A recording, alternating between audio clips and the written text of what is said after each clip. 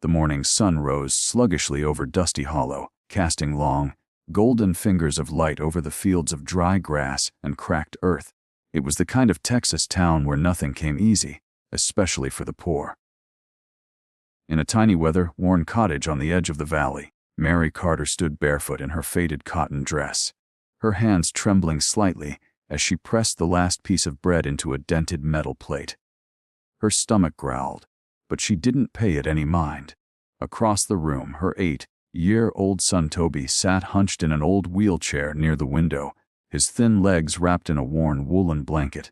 Toby had never walked a day in his life, born with a twisted spine and legs that refused to hold weight. Still, he never complained, not even once, even though Mary knew he longed to run, to jump, to chase butterflies through the tall grass like the other boys in town.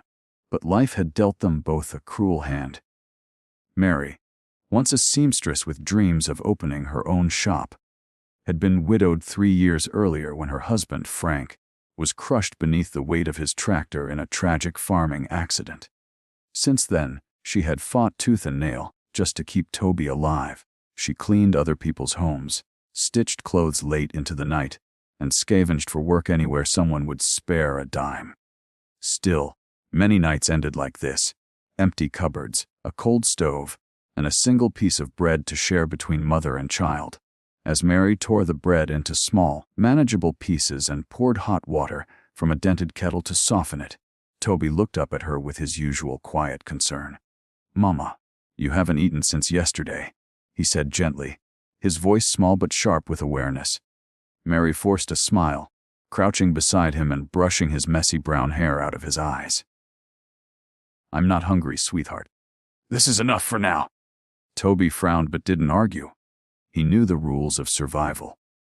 Mary dipped the bread into the warm water and fed him slowly, patiently, as if this act was the only thing that mattered in the world, and to her it was. Her fingers trembled slightly with hunger and exhaustion, but her heart stayed strong, because this was love. This was motherhood in its truest form. Outside their window, unseen by either of them, a horse stood still at the top of the hill, its rider unmoving in the saddle. Jack Remington, owner of Remington Ranch, the largest and wealthiest spread in the county, had been on his way to town to meet a supplier when his eyes caught on the humble cottage. He was a man hardened by years of toil, solitude, and bitter memories. Jack had made his fortune turning barren land into gold and had learned to trust cattle more than people. But something about the scene unfolding below stopped him cold. Through the cracked window, he saw the woman. Her dress faded, hair pinned messily behind her ears, gently feeding a crippled child her last scrap of bread.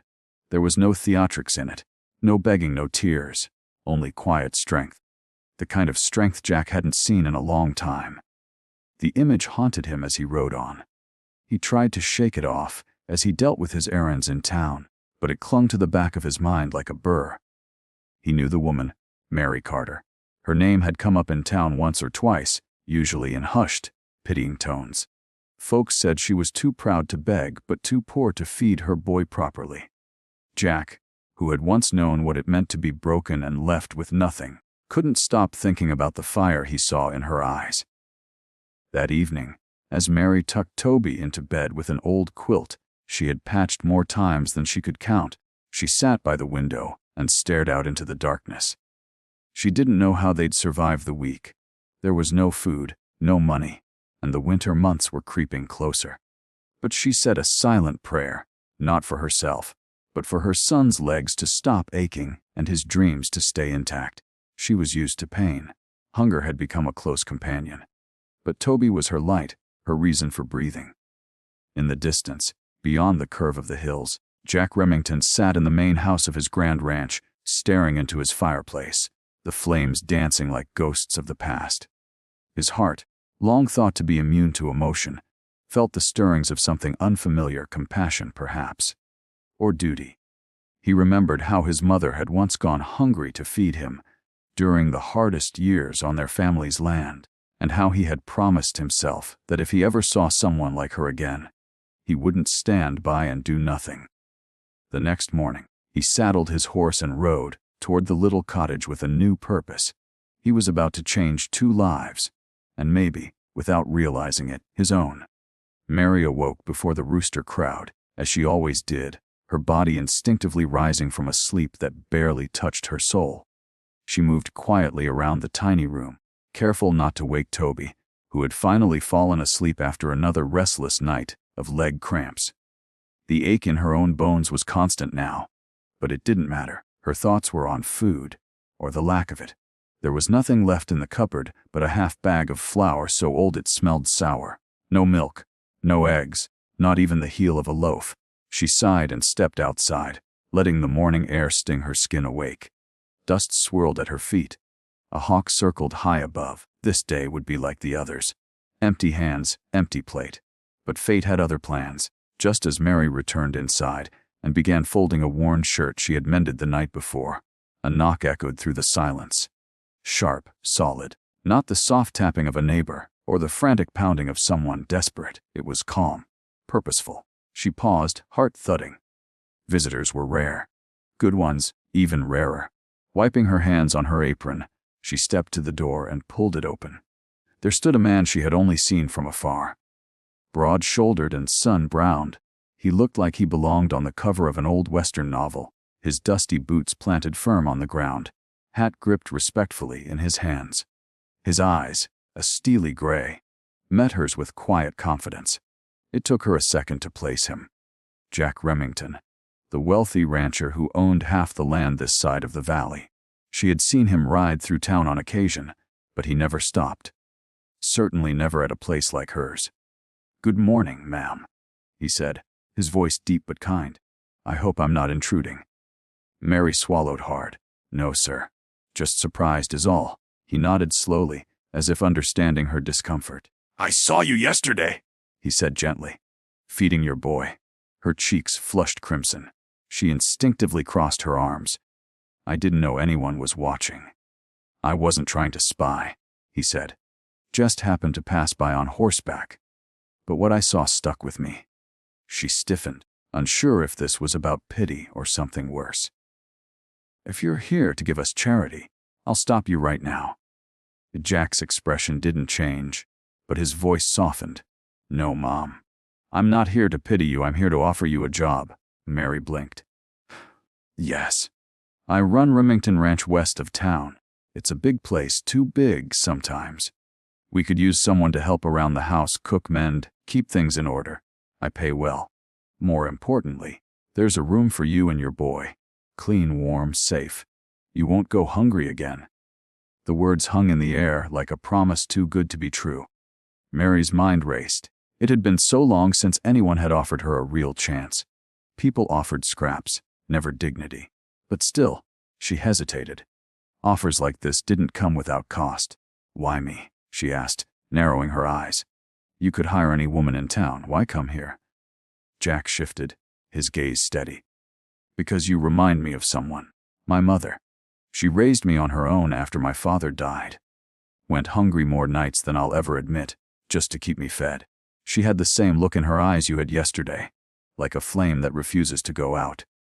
I owe her everything, and when I saw you," he paused.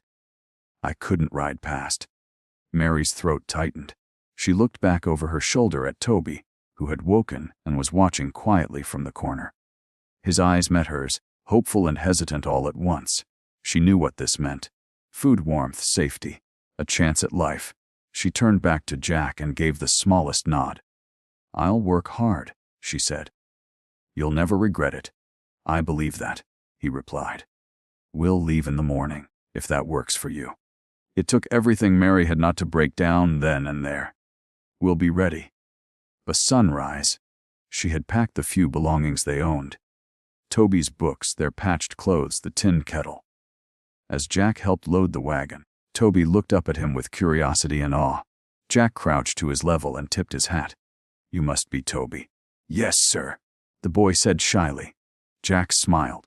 "I've got a pond with fish the size of your arm back at the ranch. Maybe we can catch one." Toby's eyes lit up. Mary, standing nearby, felt something unfamiliar bloom in her chest, hope. As the wagon rolled away from the only home they'd known, she held her son's hand tightly. The road stretched out before them, unknown and wide. She didn't know what the ranch would bring, but for the first time in years, she wasn't afraid of tomorrow. She was ready to rebuild, not just their lives, but their hearts. The Remington Ranch was unlike anything Mary had ever seen.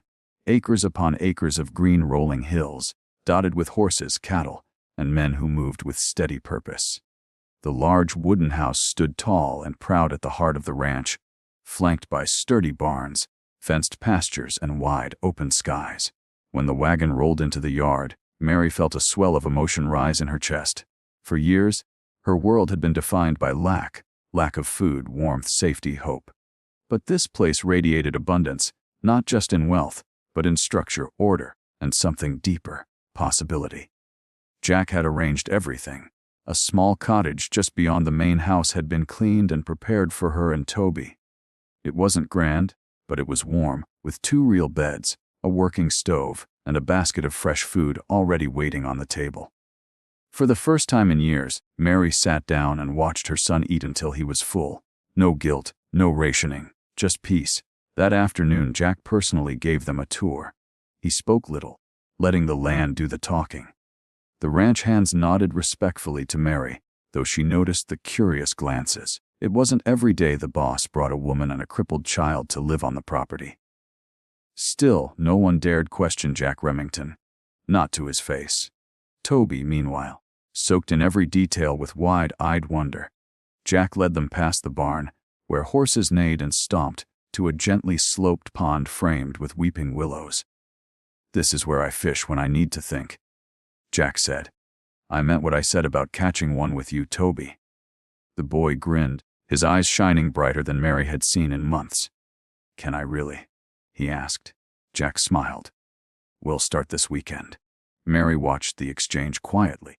Jack had always seemed like a man carved from stone. Stern, unreadable, but she saw something else now. Underneath the roughness, there was a tenderness carefully hidden, like a forgotten seed waiting to sprout. Over the next few days, Mary began to settle into the rhythm of ranch life. She woke early, cooked meals for the hands, swept the main house, and mended whatever needed stitching. Her hands, though worn, moved with purpose. For the first time, her labor felt like it mattered, not as a desperate survival, but as part of something whole. She noticed that Jack never hovered, never treated her like a guest or a servant. He treated her like someone capable, someone equal. He checked in every evening, asking how Toby was, how she was adjusting, and she started looking forward to those quiet, unhurried moments on the front porch, mugs of coffee warming their fingers as the stars blinked overhead. Toby, too, began to thrive. The tutor Jack had promised arrived on time every week, a kind older man who brought not just books but puzzles, maps, and laughter. Jack had also arranged for a carpenter to install a ramp and handrails in the cottage, making Toby's movements easier and less painful. One afternoon, Mary came home to find the boy outside in the sun, sketching the horses with a charcoal stick, a look of pure contentment on his face. Her heart swelled with silent gratitude. This was the life she'd prayed for. Quiet, safe, filled with dignity and possibility.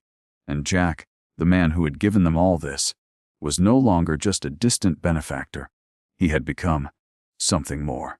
She couldn't deny the way her pulse quickened when he rode up on horseback, or how her heart softened when she saw him crouch beside Toby to listen, really listen, to whatever the boy was saying. But even in this newfound peace, doubt lingered at the edges of Mary's mind. She was still a widow from the poor side of town. Jack was the wealthiest man in the region. Their worlds weren't supposed to touch, and yet they had. One evening, as they sat watching the sun dip below the hills, Jack broke the silence. "You've made this place warmer, Mary," he said quietly. "It used to feel big empty. Now it feels like home again." She looked at him, searching his face for insincerity and finding none. "You've given us everything," she replied. "Food, a roof, a future. I don't know how to repay that." Jack turned to her, his voice softer than she'd ever heard it. "You already have." In that moment, something unspoken passed between them. An understanding, fragile yet undeniable. Mary looked away, blinking back tears. She hadn't expected kindness. She hadn't expected to be seen, but Jack saw her, not as a burden, not as a project, as a woman strong, capable, and worthy. For the first time in years, Mary didn't feel small. She felt rooted. And perhaps, just perhaps, she was beginning to believe she could grow again. Autumn had swept across the Remington Ranch in a flourish of gold and amber. The trees whispered in the breeze, their leaves dancing to the ground like blessings from the sky. It had been nearly 3 months since Mary and Toby arrived at the ranch, but the transformation in their lives felt like a lifetime's journey. Each day had brought something new. A deeper breath, a longer laugh, a fuller plate. Mary no longer counted the hours until dark with dread. She now woke with purpose and fell asleep with peace. Toby's cheeks had filled out, his eyes sparkled with curiosity, and his wheelchair, once a symbol of limitation, had become a chariot of freedom. He had become the soul of the ranch, adored by the ranch hands and spoiled by the cook, who sneaked him extra cookies when Jack wasn't looking. Mary, too, had found her place, not just as a worker, but as a woman regaining her sense of identity. Her bread, soft and golden, had become a favorite among the ranch crew, and her calm presence turned even the busiest kitchen into a place of quiet joy. Jack, though still reserved, had let down his guard more often. Their porch conversations stretched longer into the night, filled with laughter, silences that said more than words, and stories of past hurts healed through time. Mary began to see something in his eyes: respect, warmth, and something gentler still. One crisp evening, Jack came to her cottage carrying a wrapped bundle. Mary, wiping her hands on her apron, looked up curiously. "What's this?" she asked as he placed the parcel in her hands. "Open it," he said, his voice low but steady. She unwrapped the soft cloth slowly and found a folded set of papers tied with twine. Her eyes scanned the top sheet: deed of ownership. She blinked, stunned. "This is," she started, but Jack gently cut in. "The cottage is yours. The land behind it too. Free and clear. It's not charity, Mary. You've earned it 10 times over. I just put it in writing." Her hands trembled slightly. She had never owned anything. Not even the house she and Frank had lived in. Just a rented shack held together with nails and prayer. Now, she held ownership in her hands, not because she had begged, but because someone believed in her worth. "Jack, I don't know what to say," she whispered. "Say you'll stay," he replied simply. "Say you'll make this ranch your home. Not as my employee, but maybe something more." Mary's breath caught. The words hovered in the air between them, and she realized they weren't sudden. They were the slow, growing truth they had both felt in the quiet evenings, in the way Jack looked at Toby like he was his own flesh and blood, in the way he had built not just a ramp, but a life where her son could thrive. "Are you asking me?" she began, her heart racing. He stepped closer, not touching her, but close enough she could feel the warmth of him. "Mary Carter, I watched you feed your son with the last crust of bread and thought I was witnessing a miracle. You gave everything for him without asking for a single thing in return. Since then, you've brought more life to this ranch than I thought possible. I didn't just hire you. I needed you, both of you, and I'd be honored if you'd let me keep needing you." But tears pooled in her eyes, but she didn't cry. Instead, she smiled. It wasn't the bashful smile of a grateful servant. It was the smile of a woman who finally saw herself as more than her survival. "Then I'll stay," she said, voice steady. "Not for the cottage. Not for the land. For the life we're building together." That winter, the ranch celebrated a wedding, unlike any it had seen before. Jack Remington, the stoic, solitary rancher, stood under a canopy of cottonwood trees with Mary by his side, her hair braided with wildflowers and her eyes brighter than the morning sun. Toby, wearing his best shirt and new braces on his legs, walked her down the aisle slowly, proudly, one trembling step at a time. The ranch hands clapped, cheered, and many wiped tears when no one was looking. It wasn't just a wedding. It was a triumph, a story of struggle rewritten into one of grace. Years later, the Remington Ranch would be known not just for its livestock and legacy, but for its heart, for the woman who baked bread from nothing and found a home in a place she never expected. For the boy who couldn't walk, but taught everyone what it meant to stand tall. And for the man who thought he had everything, until he gave a little and gained a family. In the end, the richest thing Jack Remington ever owned wasn't land, or cattle, or power. It was the hand he held each night by the fireplace, the laughter of the boy who now called him Dad, and the life that had grown from one woman's last slice of bread.